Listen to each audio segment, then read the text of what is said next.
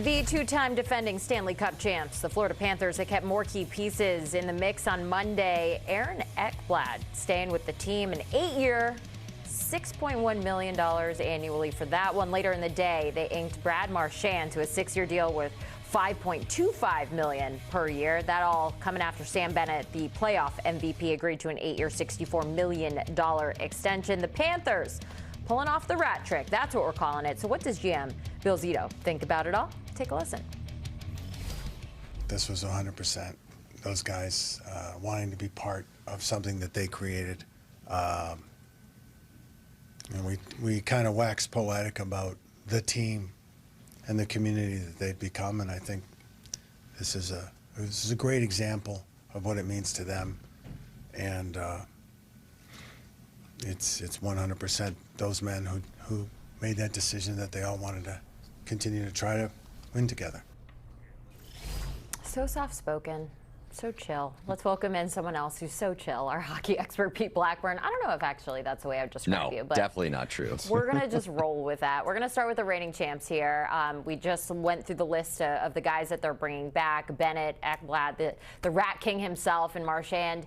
I was talking to Amanda Guerra about this, who is our resident Panthers fan. And she said, if you don't grade this an A+++,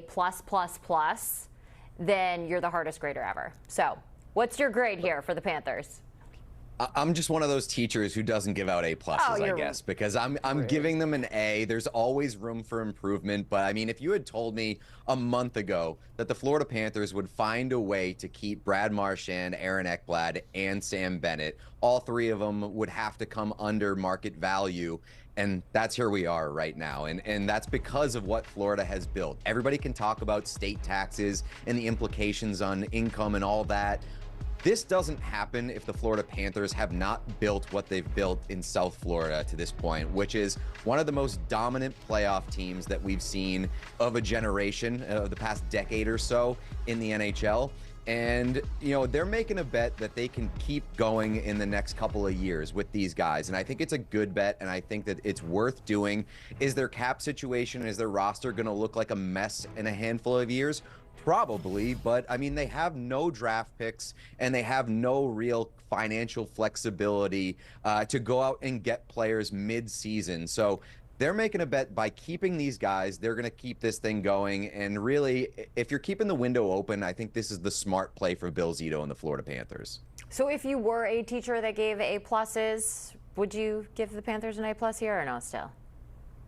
We're sticking with A? Yeah, probably. I think. I mean, when you're looking at one of the most dominant teams in the NHL, and they've managed to find a way to convince these guys to not take more money elsewhere and keep this thing dominant, that's A+ material for me. See, that's what I like to hear. We're going to head to Vegas now. So the Golden Knights, they won the Mitch Marner sweepstakes there. Now, this is a team that's always heavily in the mix come postseason. Now they're getting their two-way superstar. What grade do you give Vegas?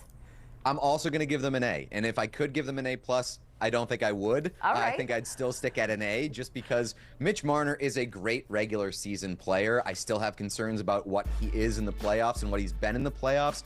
But I mean, listen, he is the most talented player that was available on the free agent market. The Golden Knights went out and got him, and they got him via trade, which allowed them to get that extra 8th year on the contract under at a reduced AAV on the salary cap, which helps them. I think he's going to be a perfect fit in Vegas, both for what they need and for what he needs. What they need is an elite winger that they can pair with Jack Eichel and up their scoring a little bit. And he also brings a nice element of defensive play as well. But what Mitch Marner needs is less noise around him. There's still going to be pressure on him, especially with this contract and being a big ticket free agent signing in Vegas. But he's not going to be in Toronto, which is his hometown, and there's so much noise in Toronto. Whenever anything goes wrong or anything goes right, the noise is amplified like crazy. I think there's going to be a little bit less pressure on him in Vegas, and he's not the highest paid winger in the league now.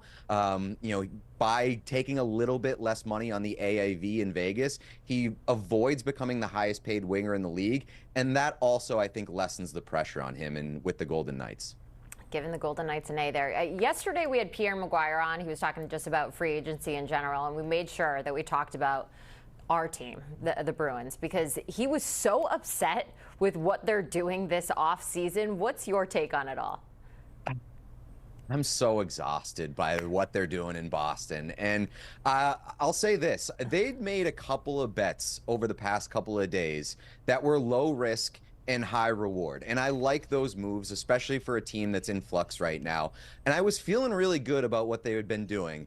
And then they went out and they really overextended to win the Tanner Jeannot sweepstakes. And there should not be a Tanner Jeannot sweepstakes because he is a third or fourth liner, and those kind of players are replaceable. Do I like what Tanner Jeannot brings to the Boston Bruins, which is an edge, a toughness, a willingness to be a gamer? Absolutely, but you don't have to pay 5 years and $3.4 million annually to go get a guy like that. And I'm one of these people who doesn't often criticize a team for identifying a player that they want and overpaying and overcommitting to get that player, but you really need to pick an alley. You're either going to give too many years or you're going to give too much money. Don't give both. And I think they gave way too much on both ends for Tanner Jeannot, and it's just a risk for a reclamation project that has failed in 3 separate places, Nashville, Tampa, and LA, where he hasn't reached the ceiling that he set for himself, and now he has another opportunity to do it while being overpaid in Boston. Pick a lane, Bruins. You're giving them a C- there. We're going to go over to the Rangers now. It was a difficult year at Madison Square Garden. So the Rangers tumbling from the President's Trophy in that 23-24 season to a playoff miss in 24-25. They had to do something. They had to make a splash. Did they do enough? What is your definition of enough? Like, That's a good question. Are they going to be a contender? I don't think so, but I think they got better, and I like the moves that they made. Vladislav Gavrikov coming in is going to provide the best defensive partner that Adam Fox has had in his career, and I think that that's a worthwhile investment, especially when we're talking about the price. It was a 7x7 deal, which I think is very fair for a guy who really, really improved the Los Angeles Kings blue line since arriving there, and so that's a nice little move. I don't love abandoning the Keandre Miller experience, but given what they got for him, like they got a haul in that trade from the Carolina Hurricanes, and the Carolina Hurricanes then turned around and made him their highest paid defenseman. So I don't blame the Rangers for not doing that, and they got good value for him. And then on top of that, the final piece here is that they signed Will Cooley and avoided any offer sheet or RFA drama around Will Cooley, who's been a big piece for them. So I don't think that the New York Rangers made themselves a real powerhouse or a real contender over the past couple of days, but they made some savvy moves and good moves that I like. A B-. That's suitable. That's suitable. Let's look at the Kings next. Now, some fan bases, when you kind of take the poll of how they're feeling right now, they're thrilled. They pick up that can change the game, and then maybe some key acquisitions here and there. The new Los Angeles GM, though, Ken Holland, he had a little bit of a different approach, we could say. What's your grade when it comes to the Kings? It's not good. It's not good. And Kings fans are despondent. And I don't know. There might be a little bit of overreaction here because I think that they made a couple good signings. I like Corey Perry going there. He's a gamer. And at this point, he more or less guarantees that you're going to make it to the Stanley Cup final and lose, which the LA Kings would absolutely take at this point. They improved their back end with Cody Ceci and Brian Dumoulin. I say improved. You would think on paper, but they definitely overcommitted to both of those guys. And I just think on the whole, for how much money they spent, upwards of $15 million, I don't think they got that much better for how much money they spent. And I just don't know how much more these guys are going to propel them, especially on the blue line with Dumoulin and Ceci. I could have used a Gavrikov being re-signed rather than signing those two guys. So my grade for the Kings is not very good, and it's not a great initial return for Ken Holland's first free agency.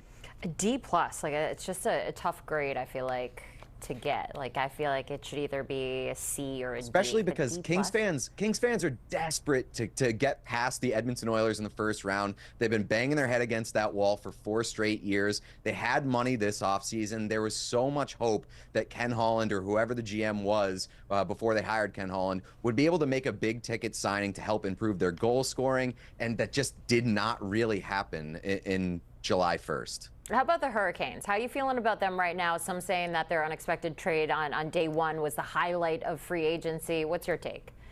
I love what the Hurricanes have done so far, and they may not be done here because they're still in the mix for Nikolai Ehlers, who is the best remaining free agent and would be an awesome fit in Carolina. But let's talk about what they have done. It's re-signing Logan Stankoven to what I would consider the best deal done on July 1st. A 22-year-old who you get for 8 years at $6 million, which, given Logan Stankoven's ceiling, which is pretty high, he could be an absolute stud. And the returns in Carolina, he's a perfect fit for that system and was great for them in his half season. That's going to be an unbelievable deal. And yes, they gave up a lot for Keandre Miller in trade and on his next contract. But what we know about the Carolina Hurricanes is that they constantly identify these defensemen who they can bring in and fit to their system and get the most out of them. I trust that they have identified that in Keandre Miller, who's young enough and good enough and has a high enough ceiling that I believe in the bet. And then third, if they go out and get Ehlers, I'm going to give them an A+, even as a teacher who doesn't ever give out A+, because that is how good they've gotten. And they were already knocking on the door in the Eastern Conference. I think that this summer could put them over the top. Pete Blackburn high on the Hurricanes, and of course happy with what the Florida Panthers are doing out there as well. Pete, thanks for joining us here on Spotlight. When we take a look at the odds to win the Stanley Cup, the Hurricanes inching their way up the odds boards right there. The Panthers still the favorite. Will they three-peat? That's what Panthers fans are hoping to see. The Hurricanes, the Golden Knights, and the Oilers just right on their tails.